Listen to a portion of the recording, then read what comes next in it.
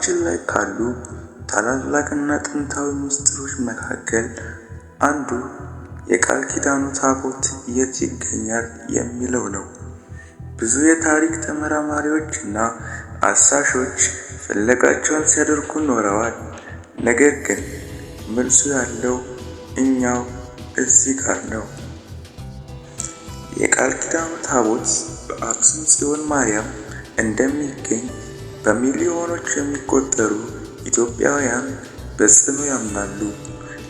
ነገር ግን ታቦቱ እንዴት ወደ ኢትዮጵያ ሊመጣ ቻለ? የታሪኩ መነሻ የመጽሐፍ ቅዱስ ዘመን ነው። የኢትዮጵያ ንግሥት የነበረችው ንግሥት ሳባ ንጉሥ ሰለሞንን ለመጎብኘት ወደ ኢየሩሳሌም ተጓዘች። እዚያም ቀዳማዊ ምኒልክ የተባለ ወንድ ልጅ ወለደች።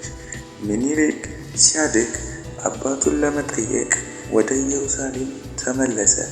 ታሪኩ እንደሚለው ምኒልክ ወደ አገሩ ሲመለስ ከእስራኤል የመጀመሪያ ልጆች ጋር በመሆን እውነተኛውን የቃል ኪዳኑን ታቦት ይዘው ወደ ኢትዮጵያ መጡ።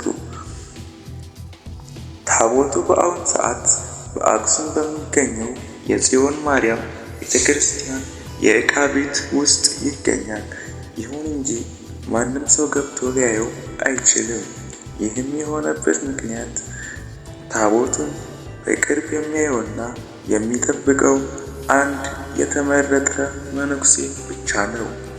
ይህ ጠባቂ መነኩሴ ዕድሜ ልኩን ከግቢው ሳይወጣ ታቦቱን እየጠበቀ ይኖራል። ከመሞቱም በፊት የሚተካውን ቀጣይ ጠባቂ ይመርጣል።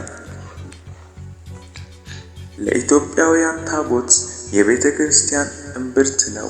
በየዓመቱ በሚከበረው የጥምቀት በዓል ላይ የቃል ኪዳኑ ታቦት ምትክ የሆኑት ታቦታት በካህናት ተሸክመው ወደ ጥምቀተ ባህር ይወርዳሉ።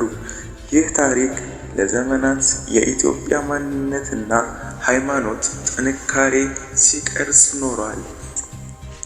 ይህ ምስጢራዊ ታሪክ በእውነት ይደንቃል።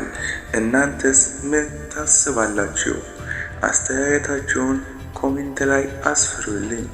ቪዲዮውን ከወደዳችሁት ላይክ እና ሰብስክራይብ ማድረግ እንዳትረሱ። በሚቀጥለው ቪዲዮ እስክንገናኝ ቻው ቻው።